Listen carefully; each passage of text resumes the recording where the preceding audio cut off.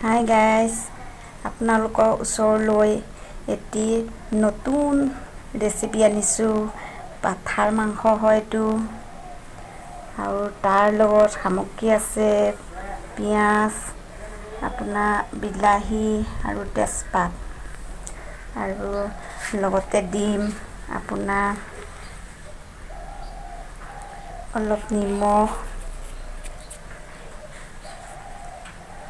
অলপ হালধি,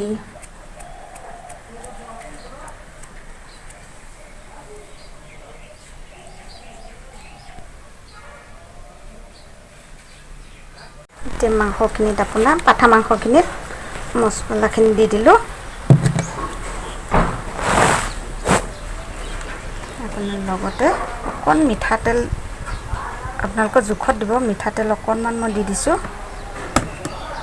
এতিয়া সম্পূৰ্ণ ৰেচিপিটো চাই থাকিব। এতিয়া মই মাংসখিনি ধুনীয়াকৈ মিক্স কৰি লৈছোঁ।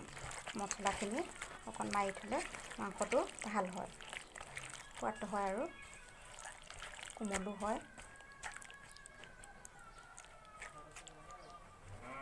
অকণমান সময় মই পিঁয়াজ ভজা হৈ গ'ল।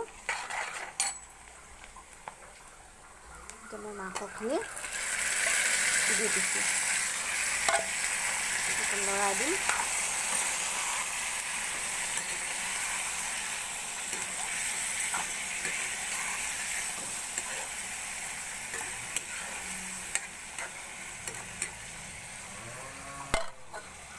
এতিয়া অকণমান ঢাকনা মাৰি দিওঁ।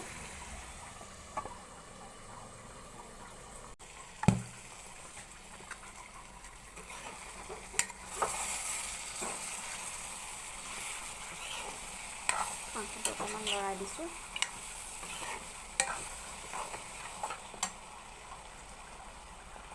মই মাংসখিনি অকণমান ভাজি লৈ পিছতহে আলুটো দিওঁ মানে।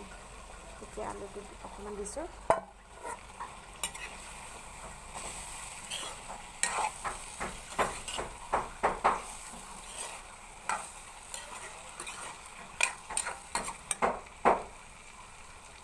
এতিয়া অকণমান আলুটো দিছোঁ কাৰণে অকণমান ঢাকনাখন মাৰি দিওঁ।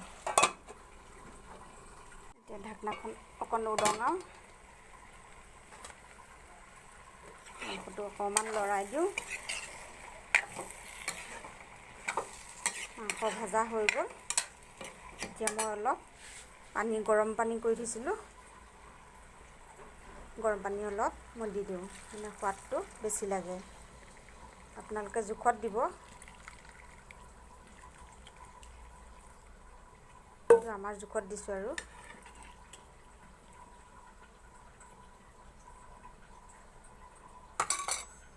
সম্পূৰ্ণ চাই থাকিব। এতিয়া মোৰ পাঠা মাংসখিনি হৈ গ'ল, প্ৰায় নমাবই হৈ গ'ল। এতিয়া আপোনাৰ সেই পাঠা মাংসখিনি হৈ গ'ল। অকণমান গৰম মছলা দি দিওঁ।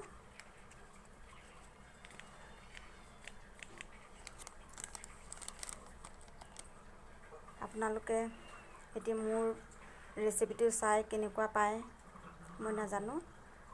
আপোনালোকে যদি ভাল পায় লাইক কমেণ্ট কৰিব, আৰু লগতে চেনেলটো ছাবস্ক্ৰাইব কৰি দিব। ধন্যবাদ।